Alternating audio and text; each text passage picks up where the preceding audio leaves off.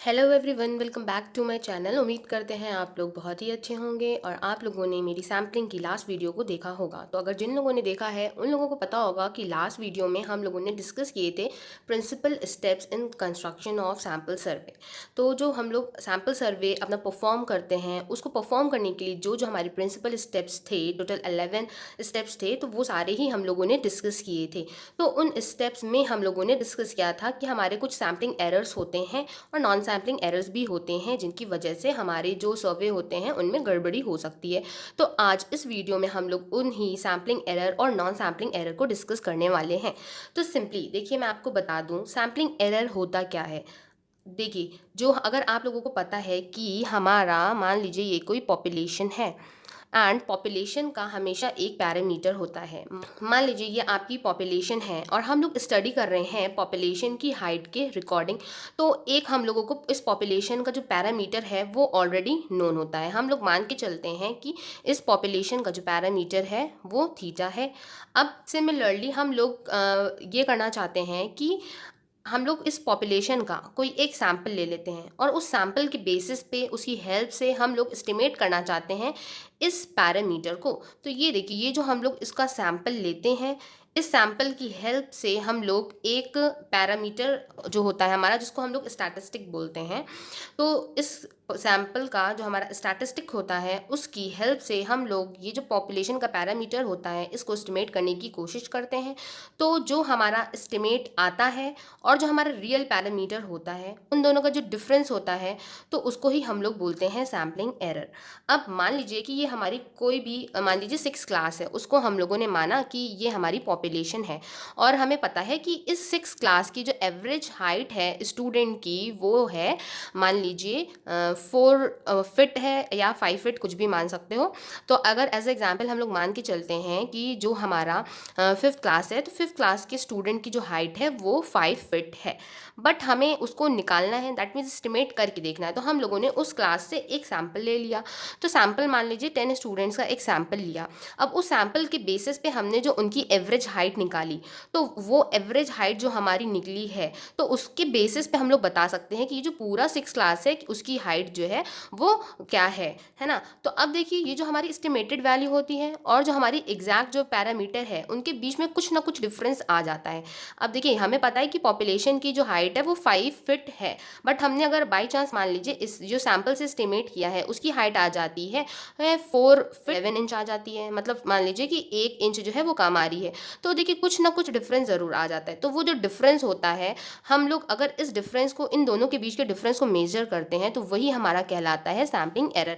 तो बस सिंपल शब्दों में, सिंपल लैंग्वेज में आप लोग ये समझ सकते हो कि जो आपका डिफरेंस होता है between the estimate and the parameter of population is called sampling error. तो देखिए, यहाँ पे हम लोग लिख सकते हैं कि जो हमारा सैम्पलिंग एरर होता है वो होता है t माइनस थीटा।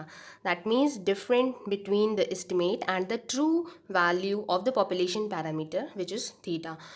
अगर देखिए, हम लोग अगर इसको दूसरे फॉर्म में समझने की कोशिश करें, तो हम लोग ये मान सकते हैं कि अगर सैम्पल्स, मान लीजिए जो सैम्पल में हम लोगों ने वैल्यू सेलेक्ट करी है वो है हमारी x1 x2 up to xn, n values हमने सैम्पल में सेलेक्ट करी है और इसका जो एस्टिमेट हमने निकाला है, मान लीजिए t, इसका जो हम लोगों ने एवरेज निकाला है मान लीजिए वो आ गया है हमारा x बार। एंड जो हमारा पॉपुलेशन का जो एस्टिमेट है, आप कह सकते हो कि जो पॉपुलेशन का मीन है हमारा, आप उसको पी मैं लिख दे रही हूँ, पॉपुलेशन मीन वो है हमारा कैपिटल X बार। तो यहाँ से अगर हम लोग सैम्पलिंग एरर निकालने की कोशिश करेंगे तो वो आप लोग को पता है क्या आ जाएगा, स्मॉल x बार माइनस कैपिटल X बार। तो ये हो जाता है हमारा सैम्पलिंग एरर। एंड यहाँ पे देखिए, अगर हम लोग जो पॉपुलेशन का साइज़ है उसको अगर हम लोग इंक्रीज़ करते जाते हैं, तो जो हमारा सैम्पलिंग एरर होता है वो डिक्रीज़ होता जाता है। ये मैंने आपको प्रीवियस वीडियो में बताया था। तो अब जो सैम्पलिंग एरर है हमारा और जो हमारे नंबर ऑफ वैल्यूज़ है उससे क्या रिलेशन है हमारा। तो देखिए, जो हमारा सैम्पल साइज़ होता है वो हमारा इन्वर्सली प्रोपोर्शनल होता है सैम्पलिंग एरर से। तो हम लोग यहाँ पे लिख सकते हैं कि सैम्पलिंग एरर जो होता है वो इन्वर्सली प्रोपोर्शनल होता है square root of the sample units.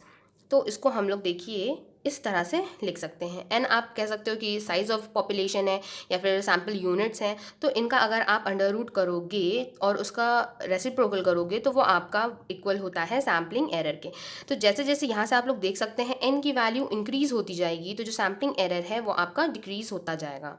तो अगर यहीं से हम लोग एक और कंक्लूजन निकाल के बोल सकते हैं कि जो हमारा कंप्लीट इन्यूमरेशन होता है, आपको पता है कि कंप्लीट इन्यूमरेशन हमारा होता है किन किन केसेस में, जैसे कि हमारा पॉपुलेशन हो गया या फिर जो रेशन कार्ड है हमारा इंडिया में बनता है, तो वो जितनी भी पॉपुलेशन है उन सभी का बनता है ना। अगर आप लोग वोटर आईडी कार्ड की बात करो तो वो भी सबका ही बनता है।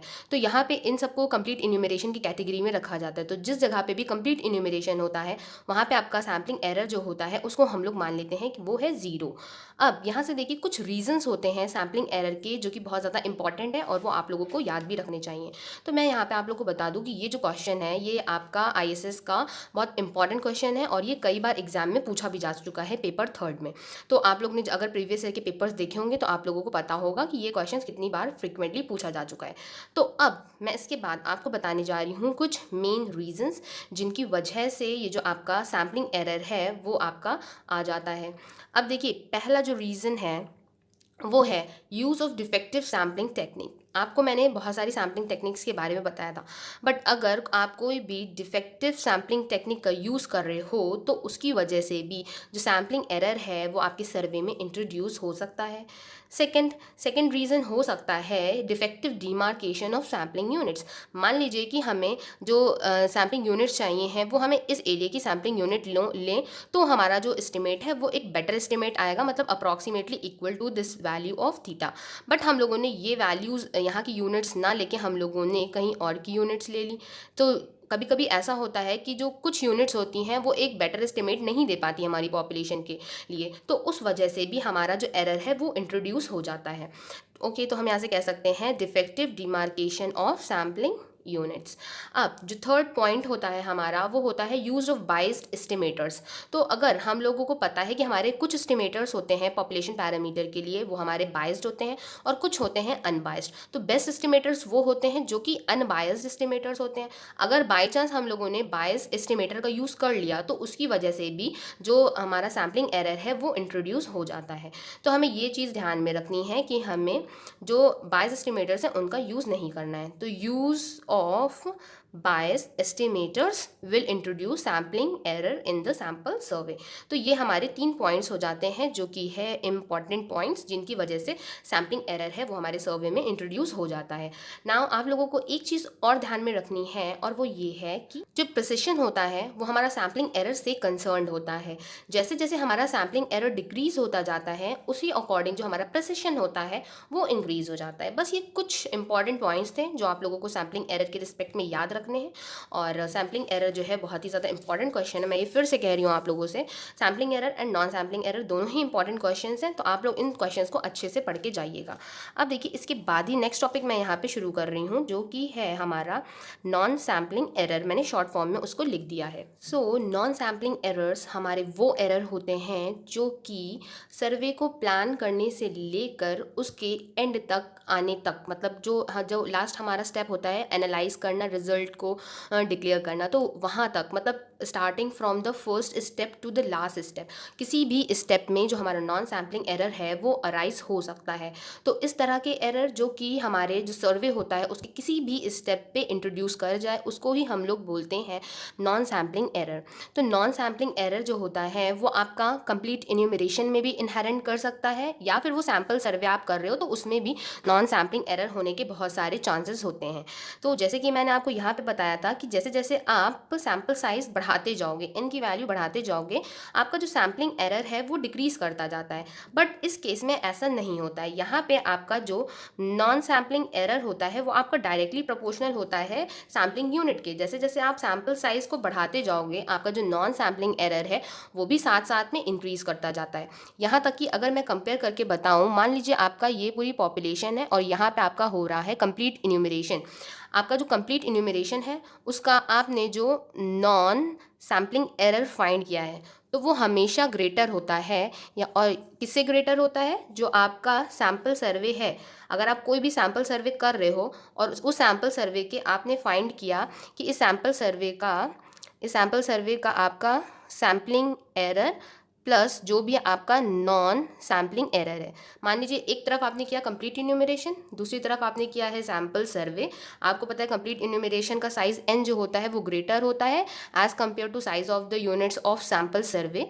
तो इस कंप्लीट इन्यूमरेशन का आपने नॉन सैम्पलिंग एरर फाइंड किया और इस सैम्पल सर्वे का आपने सैम्पलिंग एरर और नॉन सैम्पलिंग एरर फाइंड किया और उसको ऐड कर दिया।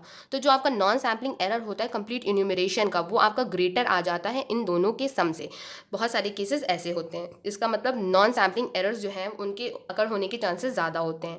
तो अब कुछ रीजंस हैं जिनकी वजह से आपके नॉन सैम्पलिंग एरर्स जो हैं वो इंट्रोड्यूस हो जाते हैं। पहला रीज़न है आपका faulty selection of sample units. मतलब कि अगर आपको मान लीजिए जो भी सैम्पल यूनिट्स का सिलेक्शन करना है तो आपने कुछ ऐसे सैम्पल यूनिट्स का सिलेक्शन कर लिया जो कि आपको नहीं करना चाहिए था, तो इस वजह से भी यहाँ पे आपका जो सैम्पलिंग एरर है वो इंट्रोड्यूस हो सकता है। मान लीजिए आपने जो फ्रेम लिया है वो आपने डिफेक्टिव फ्रेम ले लिया है, तो इस वजह से भी वो आपको इंट्रोड्यूस हो सकता है। मैंने आपको प्रीवियस वीडियो में बताया था कि जो आपका फ्रेम होता है और जो सैम्पलिंग यूनिट्स होती हैं वो क्या होती हैं। अगर आपने उस वीडियो को नहीं देखा है तो मैं उसका लिंक जो है डिस्क्रिप्शन बॉक्स में डाल दूंगी, वहाँ से आप लोग उस वीडियो में देख के सारे स्टेप्स को पढ़ सकते हैं और वहाँ पे आपको ये भी मिल जाएगा। नाउ थर्ड पॉइंट जो है वो आपका होता है डिफेक्टिव मेजरमेंट टेक्निक। तो मैं शॉर्ट फॉर्म में लिख रही हूँ डिफेक्टिव मेजरमेंट टेक्निक। तो आप मान लीजिए कि जो मेजरमेंट टेक्निक्स आप यूज़ कर रहे हो वो अगर डिफेक्टिव है तो ऑब्वियसली आपका जो नॉन सैम्पलिंग एरर है वो इंट्रोड्यूस हो जाएगा। अब फोर्थ पॉइंट ये हो सकता है कि मान लीजिए आपने एडिटिंग है, एडिटिंग में आपने गड़बड़ कर दी, या फिर जो कोडिंग है ना, या फिर आप कह सकते हो टैबुलेशन जो आप लोग कर रहे हो, टैबुलेशन सही से नहीं हुआ, तो इस वजह से भी जो आपका नॉन सैम्पलिंग एरर है वो इंट्रोड्यूस हो जाएगा। और एक और है जो कि आपका हो सकता है, जैसे मान लीजिए हम लोग सैम्पल सर्वे कर रहे हैं तो उसके लिए हम लोगों को वर्कर्स की ज़रूरत पड़ती है जो कि डेटा कलेक्ट करके लाते हैं। तो अगर आपने क्वालिफाइड वर्कर्स को रखा है तो बहुत अच्छी बात है, आपका डेटा जो है वो बहुत ज़्यादा अच्छा आने वाला है। बट अगर आपने क्वालिफाइड वर्कर्स को नहीं रखा है, मतलब उनकी क्वालिफिकेशन ज़ीरो है या फिर वो उस लेवल के क्वालिफाइड वर्कर्स नहीं है, तो उस वजह से भी आपका जो डेटा है उसमें आपका नॉन सैम्पलिंग एरर इंट्रोड्यूस हो सकता है।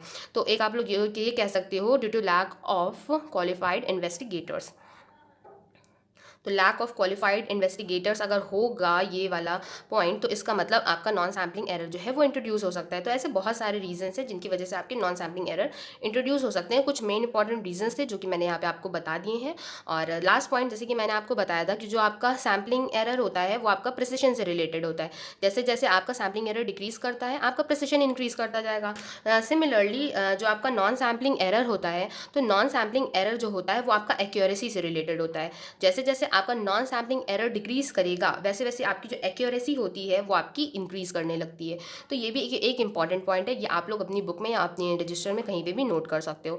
तो ये देखिए ये डिफरेंस हो गया हमारा सैम्पलिंग और नॉन सैम्पलिंग एरर के बीच में। अगर आपको डिफरेंस लिखने को आए बाई चांस, या फिर आप लोगों को आ जाता है describe sampling error and non sampling error and their causes, तो आप लोग ये जो मैंने लाइंस बताई हैं तो आप लोग इसको लिख सकते हैं। मैं आपको मतलब हिंदी लैंग्वेज में इसलिए समझा देती हूँ कि मोस्ट ऑफ द व्यूअर्स जो हैं वो हमारे हिंदी अच्छे से जानते हैं। और मैं अभी ये भी मैं कोशिश करना चाह रही हूँ कि जो भी मेरी वीडियोज़ हैं मैं उनमें सबटाइटल्स ऐड कर दूँ, जिसकी वजह से जिनको हिंदी समझने में प्रॉब्लम होती है वो ईजिली इसको समझ सकेंगे उस इंग्लिश लैंग्वेज में।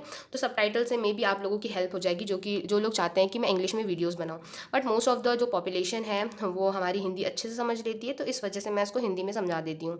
तो आई होप कि आज का वीडियो आप लोगों को समझ में आया होगा, और अगर समझ में आया हो तो आप लोग कमेंट बॉक्स में कमेंट कर सकते हैं। कोई भी क्वेरी हो आप लोगों मुझसे पूछ सकते हैं। So thank you for watching my video. Have a nice day.